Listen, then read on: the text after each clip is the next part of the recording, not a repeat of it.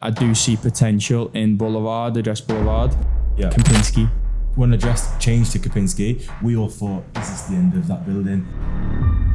Kempinski Boulevard, the 4-bed penthouse is just sold there for 80 million. Yeah. People love Address, right? The strength in the market. Your first podcast. You know, you decided Boulevard. That's good stuff on market. Hello and welcome to the Downtown Podcast with myself, Naheem, Sharif, Harry and Cameron. It's Harry's first Downtown Podcast today. Would you like to introduce yourself? My name is Harry Tuohy. I've been at Strada since April last year, so I've just passed my 1 year mark. I've been in downtown the whole time. Started in rentals, moved into sales, been focused on the Opera District. Brilliant. And Cam, it's not your first podcast. No, season by now. How's it been for you from the last podcast? How have you found the market? Good, to be honest. Transitioned a little bit now from into more address type stuff. Yep. Bit of a slow burner, but you know, it's the right step. You know, step in the right direction. Let's see how it progresses. Do you find a difference between owners from, let's say, Forte or Act 1, Act 2 or Downtown Views to Address? Is there a different type of owner? Is there a different way of dealing with the owners? Yeah, there is. It's obviously a lot more statistics, numbers, that type of thing, which I prefer. Yeah. A lot more straight talking and obviously less, so we say, negotiation in terms of the fees and stuff. Nobody trying to like knock you down 1% or none of this type of thing. So obviously it's a lot better, but more money at stake. So it's just as stressful, innit? Definitely. Yourself, Harry, what buildings do you specialise in? Act 1, Act 2 mainly. Done that from the get-go. Yeah. Did that rentals to start with, moved into sales and carried on in Act 1, Act 2. Only focused on the Opera District. I'm going to start focusing on obviously Grande handing over this year, and then St Regis a couple of years off, but plan to stay in the Opera District. So in terms of Act 1, Act 2, I mean, it's been going for now for 2 years almost, a year and a half. Yeah. Have you seen a difference from when it started? I know you're in rentals to now. Are the buyers different? Is it transacting more or less? Yeah, so it started handing over May last year, April, May last year. I was in rentals at the time, rented a few units there. Mainly single people, young single people in there. It was a little bit of a ghost town for the first few months, as is standard with new towers. It's really popular now. Back when I was renting them, they were renting for, minimum you get one is 110,000 a year, up to maybe 130 a year if it's furnished. Yeah. Now you struggle to get one sub 125. If you want something furnished, owners are asking 140, sometimes 150. So the market has risen. Do you think that's a case of the quality? Is that because of the scarcity of units, or is it because it's so much better than other buildings, for example, Forte or Downtown Views? Yeah, I think a bit of both. It's hard to find one beds there now for rent and for sale. Yeah. A lot of end users have bought there. Same goes for the 2 beds really. 3 beds are more in abundance. Yeah. Just because it's harder to find someone to rent them.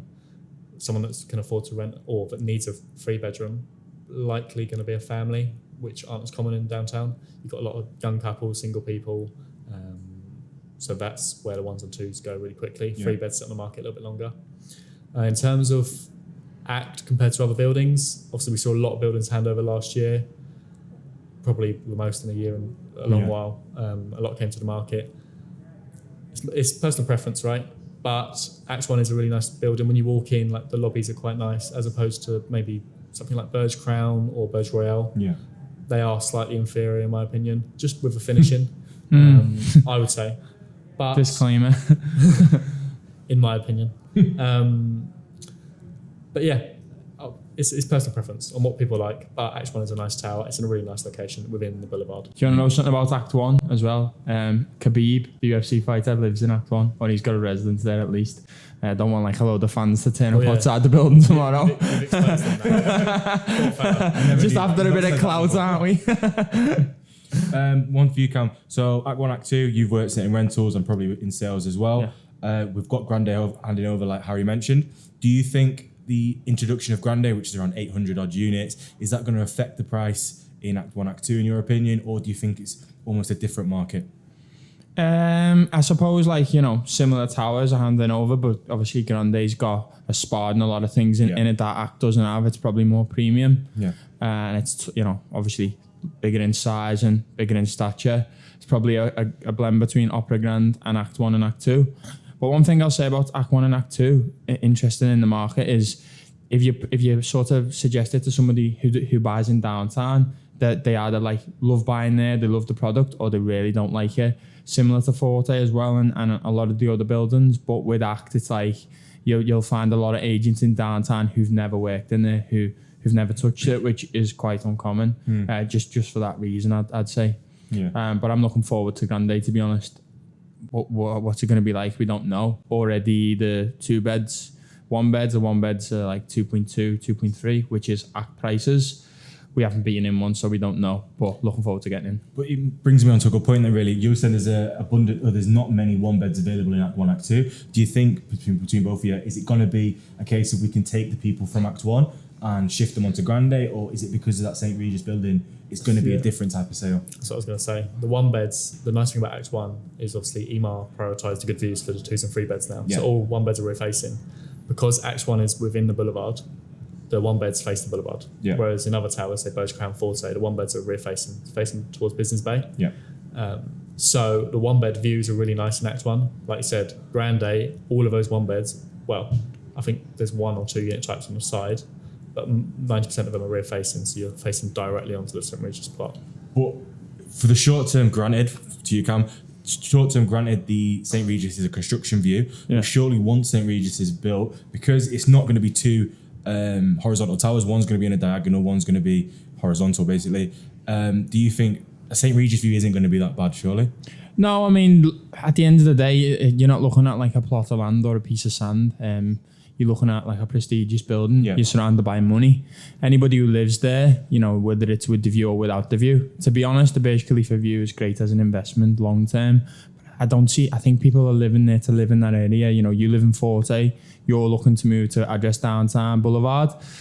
So people want to live there. I mean, you're not looking for one with a view, are you, Harry? So, I mean, people aren't really interested, I'd say. I mean, people also can be, but I think over time, the novelty wears off, should we say, in the sense you just want to be as close as possible to the area. And obviously it does impact the value when you sell it. But if you're looking to move and you're looking to rent, let's say, a young business professional, do they really care? They're probably looking to save 30, 40k really, aren't they? Yeah. Unless you're going to get a lot of Airbnb and short-term people. But I do think they're going to find it harder in a building like that, just because at the end of the day, we've seen how many people are moving here. There's just less stock to go around, to be honest. Yeah, I agree with that. I think in the short term, obviously you're going to be watching the building being constructed. So in the short term, it's not going to be as desirable. But once that's built, the view is not imperative that you have a nice view. Yeah. It's just the noise from the construction that is not going to be very desirable. What I'd say to that is, surely there's a market there for these long-term investors that we all have, where we tell them buy it with this construction view. Because look, you're buying a building that's on the fountains, basically. You're not crossing a road to get to the Dubai Mall. You've got a spa, you've got a gym. I think there's even a cigar lounge in there as well. So you have all the facilities there for the case of waiting until 2026, 2027 for St Regis, where it's going to improve. Exciting. Okay, so the deal me and Cam did together, we sold a 3-bed in Forte, a deal between ourselves. Cam, would you like to explain how the process with the buyer came about? You were working with him for quite a long time, weren't you? Yeah, so initially me and Harry had the deal going on in Rihan. MOU was obviously due to be signed by 12. We got it signed at 12:30 or something like that, something daft. The owner was like, no, I told you 12. Rejected the Form F. Yeah, it was unbelievable. Friday afternoon. We stayed in touch with the buyer. Obviously, I stayed in touch with the gentleman, and on and off communicating. Me and you did a viewing in Forte. It was a 1-bed. He said, I got speaking to him, qualified him. He said, I want a 3-bed. Before you know it, we're viewing 3 beds. Then fell off the face of the earth. Come back on to us, and he inquired on your listing actually. And then obviously you told me, and he messaged me saying, I've just inquired on the naheem unit. He's your colleague. We got the deal done finally.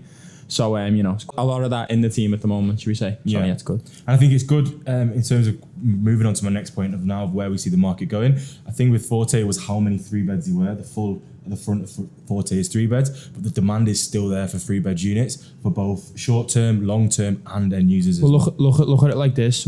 6 months ago, every unit that was getting put about had a 5-year payment plan. Yeah. And we were like, look, you need to buy this. And they're like, okay, yeah. And then they're gone. Then it's the 3-year ones. Then it's the 1-year ones. Then it's the 2, then it's like, it's got 6 months left on the payment plan. Then it's just the cash owned ones. So anybody in Grande, anybody in El Primo, if you've got the money to and you see these deals popping up and you're not taking advantage of them, we're not just saying it to like make the quick commission. Obviously that's a byproduct of the job, but take the advice, because there's people, in particularly buyers, even the buyers we dealt with, could have had a 5-year one 6 months ago, got a cash deal. It was a good deal, but look at Act 1.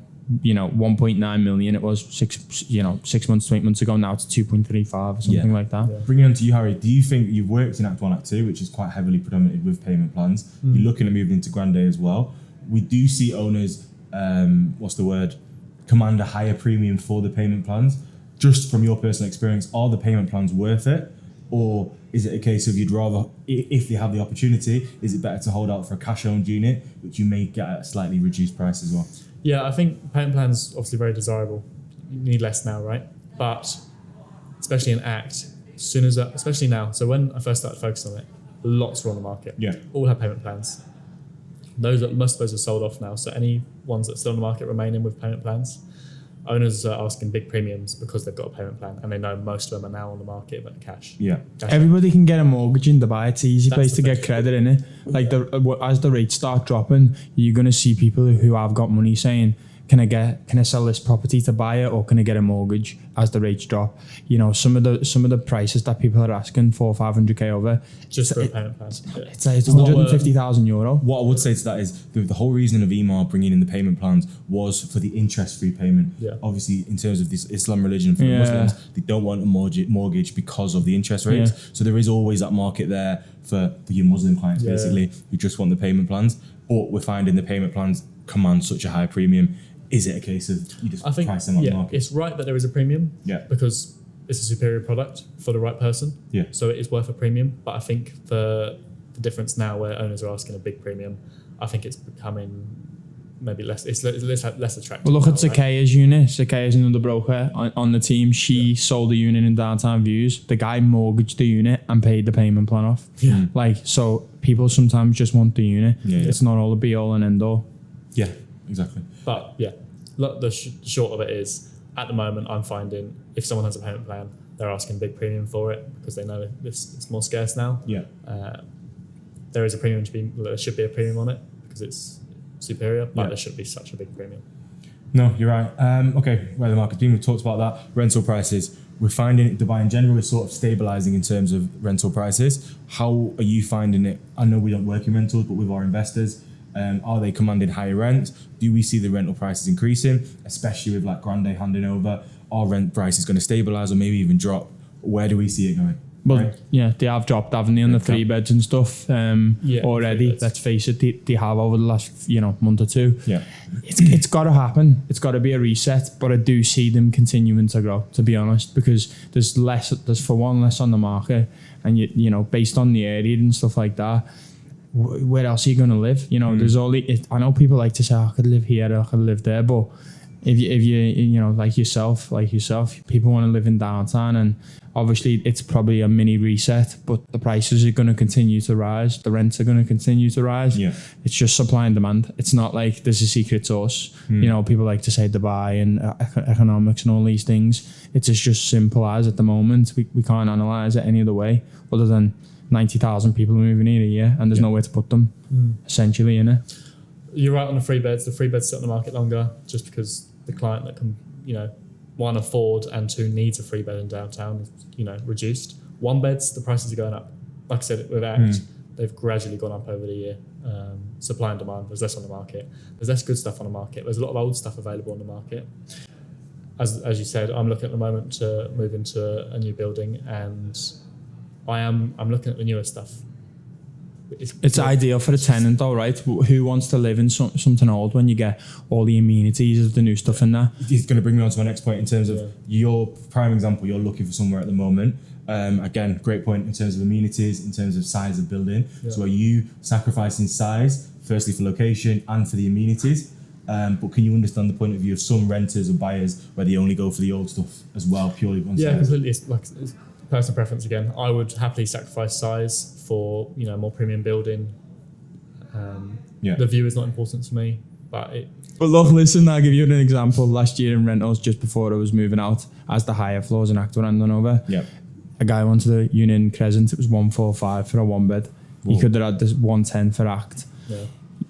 Obviously, that was mature by a couple of years. Now you're seeing Act come that way too. Yeah. On the nicer side of the boulevard, in my opinion, that's where I'd live personally. Just because in Act, because you're on the other side of the boulevard, and when you see, I was in a dress opera a couple of days ago. You can walk right the way through. It is really good. It's not the opera district's in a couple of years when it's done. It's gonna be lovely. Yeah, it's gonna be unbelievable. Sorry to throw shade on Forte. Like. No, but even Forte, you are right. That opera district side is the more premium side. We call it the golden circle for a reason. Yeah. But in terms of why I am biased to Forte in that sense is you are on the other side of the road, but it then becomes a case of does being on that side of the road incur such a big premium that we're going to see with Grande. Look at the 01s in Act. The view is unbelievable, to be honest. But 6.4 million, 4.6, 7.9 million. Where would you be buying? I would still buy Act, but only because of where it is. And if you look at the Grande, El Primo, all these buildings around you, luxury buildings. Yeah, you're looking at Act 1, and that's kind of your entry level. Yeah. If you forget that standpoint, it's old, right? It's not, everything else is new. Yeah, you are right because Act is your entry level. You've got the Address Opera there as well. We've not even talked about. No. It's not soulless anymore. It's come on a long way since then. Yeah, it is now. To be honest, it's like it takes time. Payment plans. Handed over. I think you see payment plans in the older addresses. And that's one of the big selling points, or even just the lower costs, price per square foot. It's not where the other ones are just yet. And when it does get there, you're going to be in for a shock. Yeah. Okay, Cam, any deals on the go then? Any that you want to talk about? Not really. Just. That's good. No, just being honest. At the end of the day, I moved into the addresses and stuff like that. Got some good units, but just still early days and stuff like that. I do see potential in Boulevard, Address Boulevard, Kempinski now, should we say, and Address Opera as two places. Sorry to put in again. Kempinski Boulevard, the 4-bed penthouse is just sold there for 80 million. Yeah. So the highest transacted apartment is in Kempinski, the Boulevard. Yeah. And for me, it's interesting because when Address changed to Kempinski, we all thought, is this the end of that building? Yeah, or if it would reduce the value, maybe. They're the biggest. Could be wrong. One of the biggest in Middle East or Asia, something like that. Kempinski. So they are a big brand, and nothing's changed and really. It's a big brand as well. Yeah. But just going, people love Address, right? Emo have delivered every time they brought an Address to market well. So I thought maybe it would take a while for people to adjust. And as to Kempinski, it's not an Address. Well, I think that shows the strength in the market as well. Whether it's Address, whether it's Kempinski, you're in downtown, you're in a 5-star building. People are going to pay the money. But yeah, it's nice. It's obviously new. It's obviously new, but it's good. But we've got two of the top billers here as well, so we'll move on to use. Well, yeah, no, it actually brings me on to a good point. We deal mainly with investors, and you were dealing with an investor, and yes, they didn't buy in downtown, but you moved them onto an off-plan project. Yeah. Are you finding you can change between the two? Working with an investor doesn't necessarily need to be the bricks and mortar of downtown, but you can sort of shift them onto off-plan projects. Yeah, for sure. As well. It depends on people's, strategies and what their personal preference is. Downtown is the area I chose to do because I believe it's safe and it's a good quality. You can't really replicate it. Yeah. Other areas you can replicate very easily. Downtown, someone might say Creek will replicate it. It's not going to replicate downtown. No. Yeah, I mean, it's a nice area, but it's not downtown, right? So that's why I focus on downtown day to day. I do transact outside of downtown as and when is needed. Yeah. But yeah, I mean, if someone wants what they want, or if something makes more sense, I will obviously transact outside of downtown. Gets a nosebleed when he leaves that one, doesn't he? Okay, yeah. Thank you very much for watching. We'll see you next week. Thank you. Cheers.